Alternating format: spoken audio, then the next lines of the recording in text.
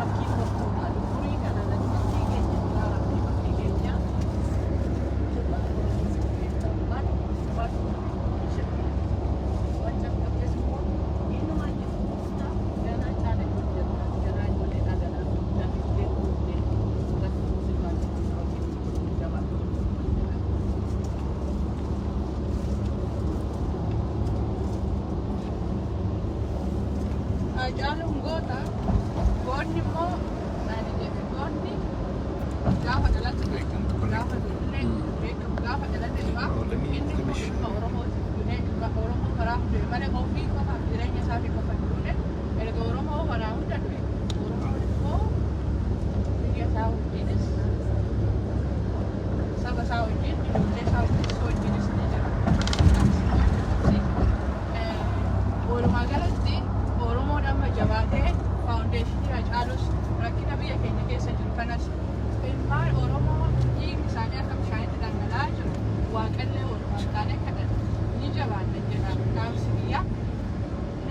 yeroo kana nama ofii qabuun yookaan goota ofii qabuun beekaa ofii qabuun yeroo kanatti nama miidha yeroo uummanni keenya sagalee dhabee akkasitti dhiigni isaanii akka bishaanii dhangala'aa jiru.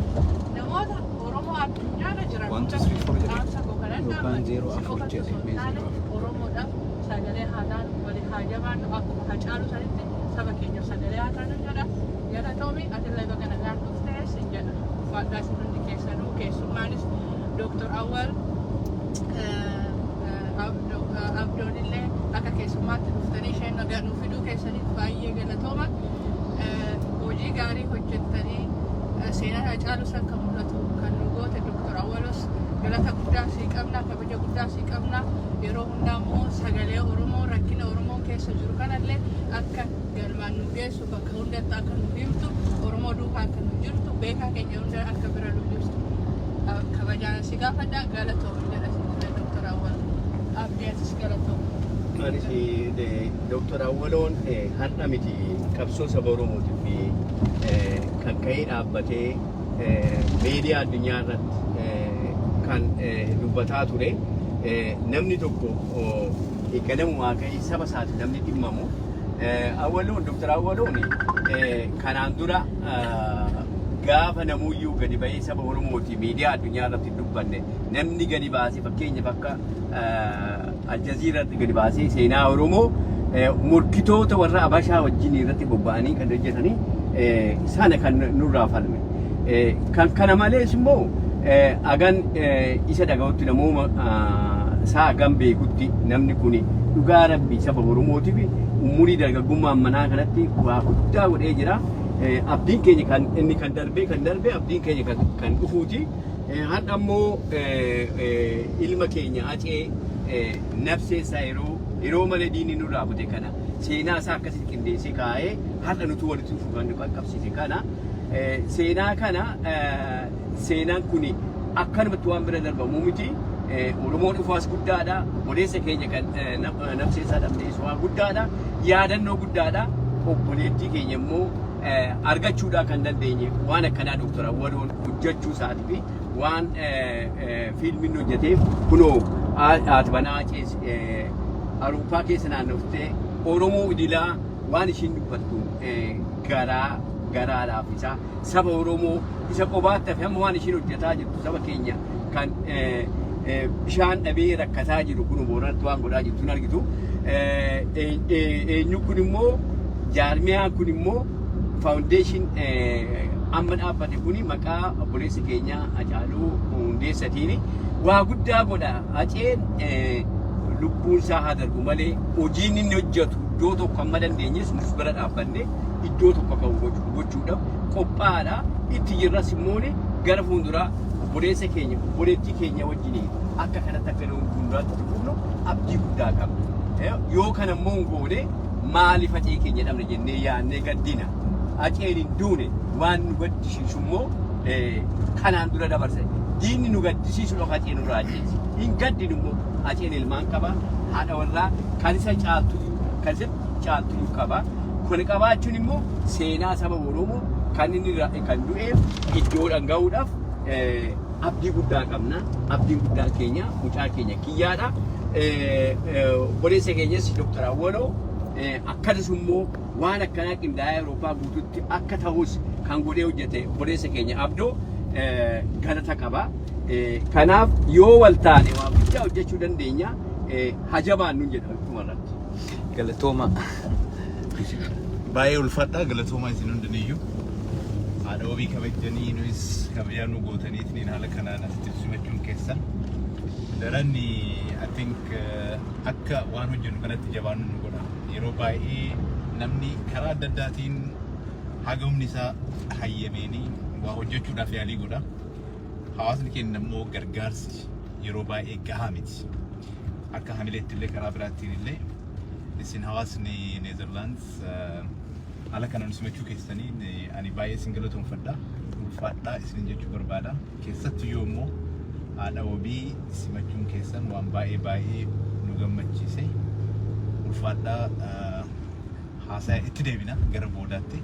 Garuu ammaaf asitti dhuftaniitiin nu simachuu keessan keessaniif waan amma jettaniif nu galatoomfachuu keessaniif nutis kabaja guddaa isinii qabna.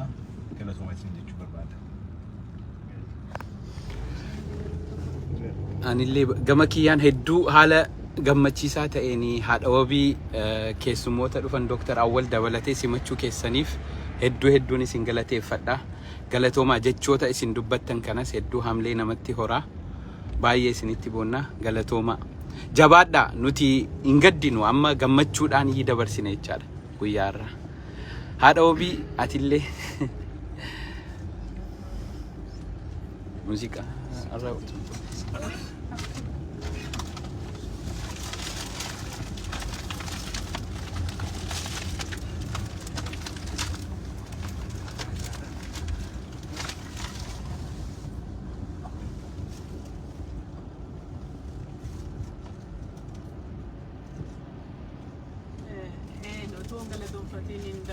Dr. Awwal dhugaa rabbii jabaa kanaa qabaachuu sabni Oromoo yoomiyyuu sitti boonnaa qeerroon keenya jajjaboodha. Sinuu gara fuuldura abdii guddaa saba keessanii qabdu. Moraalii saba keessanii akka biyyaatti alaa keessa teessanii biyya alaa hedduu keessanii kabaja guddaa isinii qabna. Galatoomii ulfina guddaa isinii qabna. Dr. Awwal rabbi galata si haa kennu. Yoomiyyuu yaadanne ati kana qindeessitee hojjettee mucaa keenya biyyaa fiddee nutti makuu saba ishee biyyaadhaa ishee yaade Awurooppaa keessatti osoo as teenyee gaddiluu boonyu yoomiyyuu arginu ture nutti yaadne kana qopheessitee nutti qindeessitee har'a kiyyaan nutti dabaltee acee har'a dhugaa rabbi akka acee agarreetti gammannee ishee argachuu keenya galatoomi jedha Dr. Awwal galata guddaa sii qabna.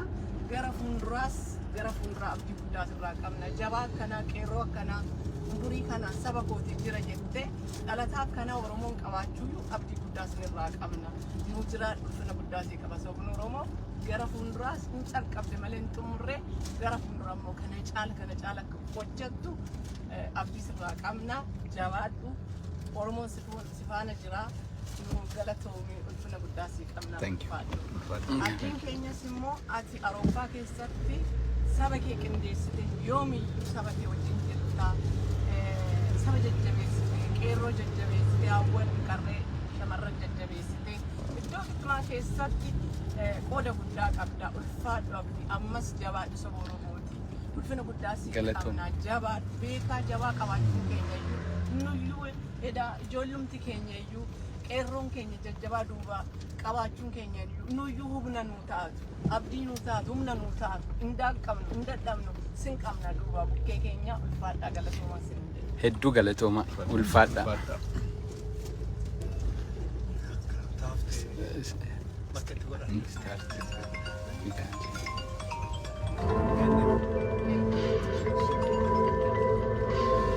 Abu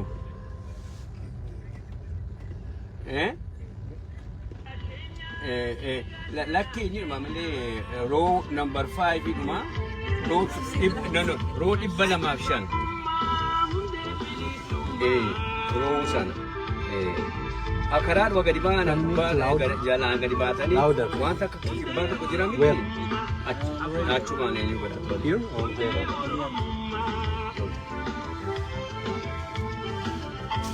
Maamad ki sagalee xiqqoo ol qabuu hin danda'ama jedhee achi gadi qabu ol qabu.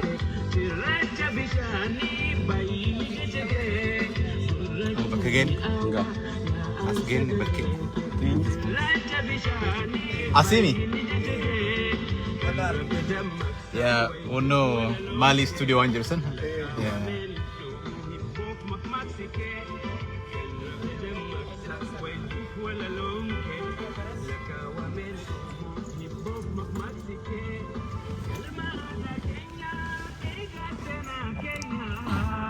Dokter, anak andura deh masih namus. Can you pause here and drop somebody off? Somebody wants to get off.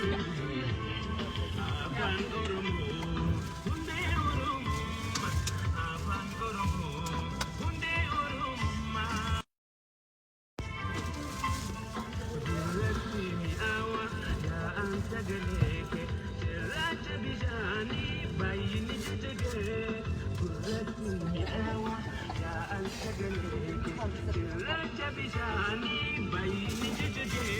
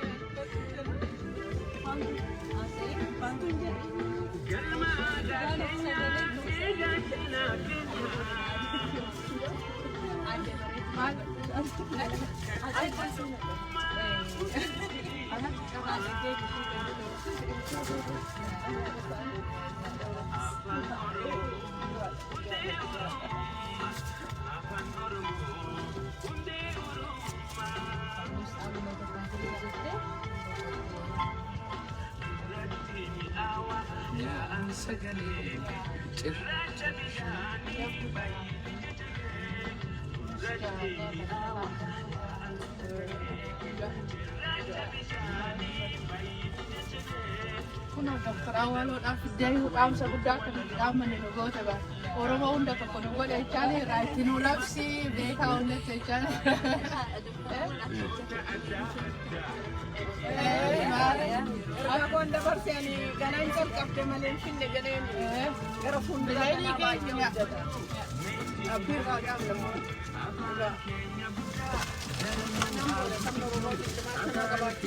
Akkuma waan hacaaluu kan hojjette beektota keenya hunda walitti nuuf fiddee tokko gootee yeroo Oromoo rakkina irra jiru kana akka sagalee taatu guddoo abdiin qaba. Umurii kee mana jaarsummaa jaarsa ta'e akkanuma rabbi umurii duwwaa miti. Raadiyoon argachuu waadha. Rabbi Oromoo tokko.